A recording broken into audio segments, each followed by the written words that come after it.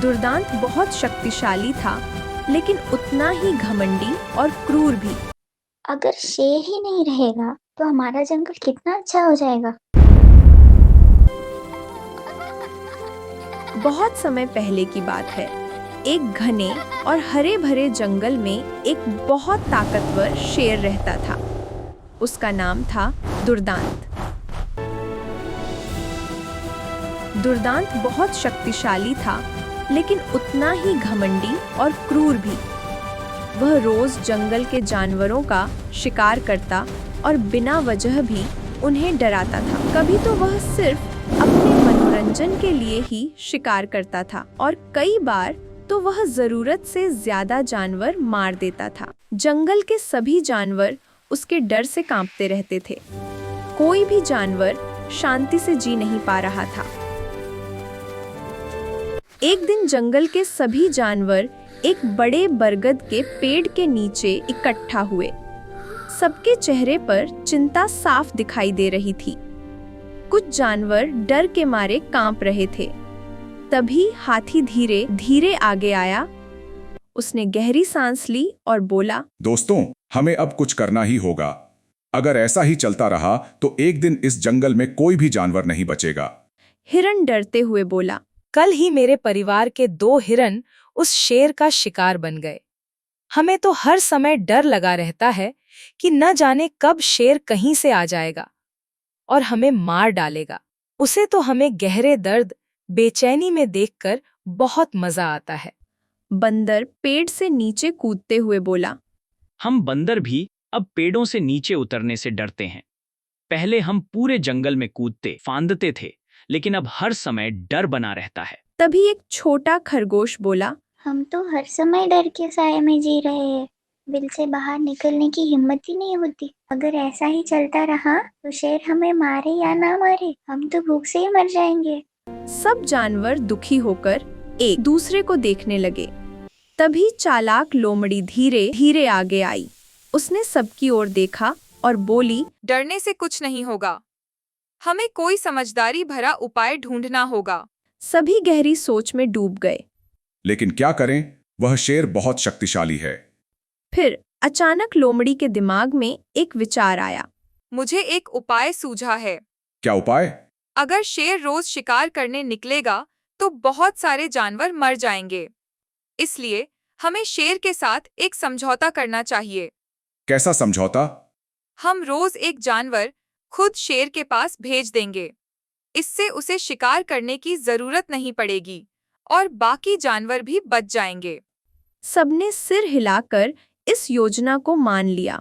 ठीक है, चलो हम सब मिलकर शेर से बात करते हैं। और फिर सभी जानवर डरते डरते शेर दुर्दांत की गुफा की ओर चल पड़े। सभी जानवर डरते डरते शेर दुर्दांत की गुफा के पास पहुंचे। अंदर से शेर की भारी सांसों की आवाज आ रही थी। जानवरों के दिल डर से जोर जोर से धड़कने लगे। शेर दुर्दांत गुफा से बाहर आया।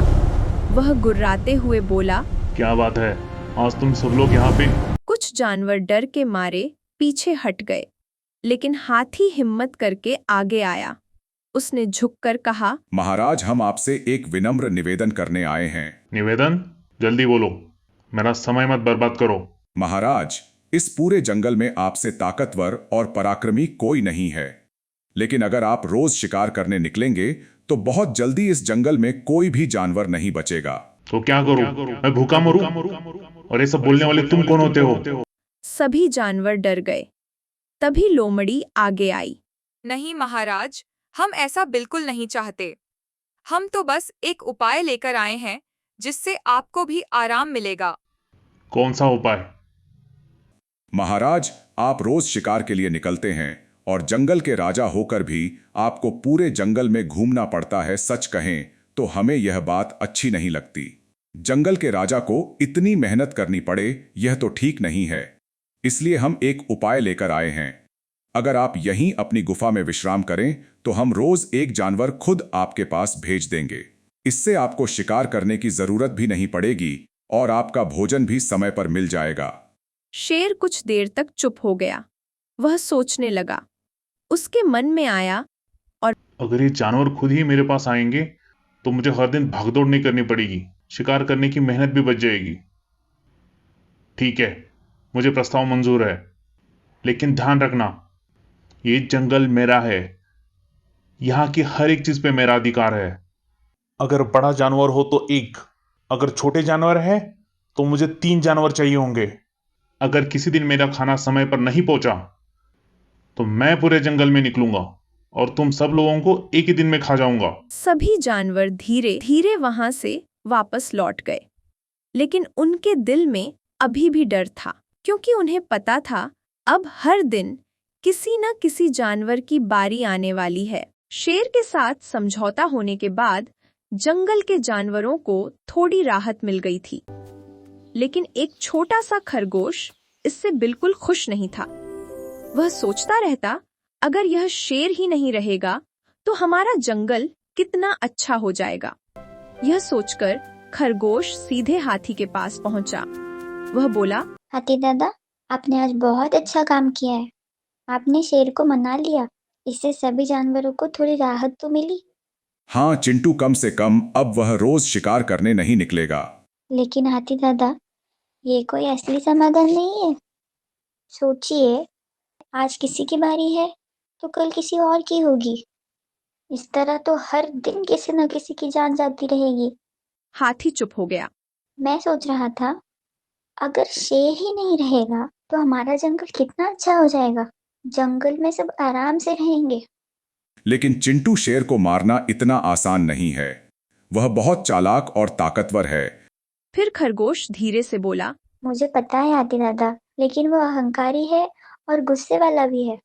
और ऐसे लोग अक्सर अपने अहंकार में आकर गलत फैसला कर बैठते हैं। तभी हाथी गंभीर होकर बोला, लेकिन यह बहुत खतरनाक है। अगर शेर को तुम्हारी चाल समझ आ गई तो वह तुम्हें मार डालेगा। वैसे भी यहाँ कौन सी जान बच रही है? आज नहीं तो कल किसी न किसी की बारी तो आने ही वाली है ना। शायद एक दिन आपकी भी। हाथी ने गहरी सांस ली। हाँ, यह बात तो सही है। अगर मैं असफल हो गया तो सिर्फ मेरी जान जाएगी, लेकिन अगर हम सफल हो गए तो पूरा जंगल हमेशा के लिए बच जाएगा। कुछ पल सोचने के बाद बोला, ठीक है चिंटू, ठीक है, मैं तुम्हारा साथ दूंगा। और फिर दोनों ने मिलकर शेर को खत्म करने की एक चालाक योजना बनाई। खरगोश ने सभी जानवरों से कहा, आज मैं जाऊंगा अपने 2 भाइयों के साथ। तीनों कुछ दूर तक साथ चले। थोड़ी दूर जाने के बाद खरगोश रुक गया और अपने भाइयों से बोला, तुम दोनों यहीं रुक जाओ, आगे मैं अकेला ही जाऊंगा, मैं सब संभाल लूंगा। दोनों भाई चिंतित होकर उसे देखते रहे और वहीं रुक गए। खरगोश अकेला आगे बढ़ गया। खरगोश जानबूझकर बहुत देर से चला। जब वह शेर के पास पहुंचा, तब तक शेर भूख से गुस्से में जल रहा था। तुम्हें इतनी देरी क्यों हुई? और तुम इतने छोटे हो, बाकी 2 प्राणी कहाँ है? जो बोला था याद है ना सबको? महाराज, अनर्थ हो गया। आज हम 3 खरगोश आपके भोजन के लिए आ रहे थे। रास्ते में एक दूसरा शेर आ गया।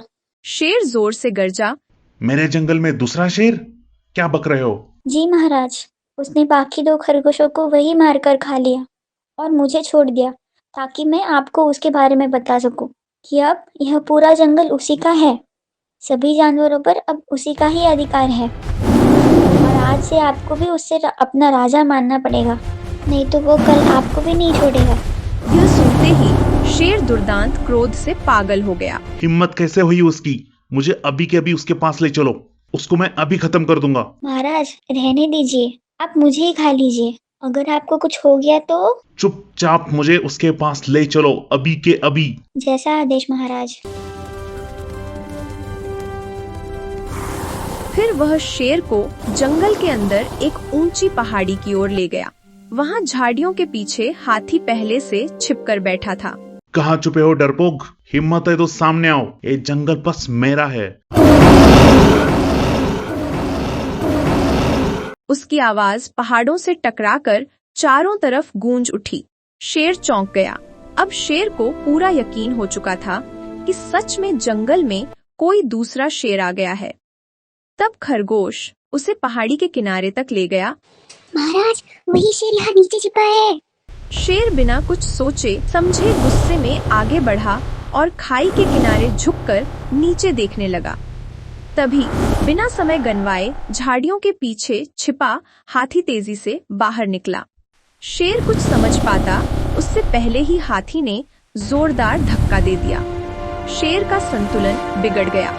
उसने खुद को संभालने की कोशिश की, लेकिन अब बहुत देर हो चुकी थी। अगले ही पल वह सीधा गहरी खाई में गिर पड़ा। उसकी आखिरी दहाड़ पूरी घाटी में गूंज उठी और फिर सब कुछ शांत हो गया। जब यह बात पूरे जंगल में फैली तो हर तरफ खुशी की लहर दौड़ गई। सब जानवर खरगोश को धन्यवाद देने लगे और उस दिन के बाद जंगल के सभी जानवर खुशी और बिना डर के रहने लगे। अगर आपको ये कहानी पसंद आई हो तो वीडियो को लाइक करें, अपने दोस्तों के साथ शेयर करें और हमारे चैनल को सब्सक्राइब करना न भूलें।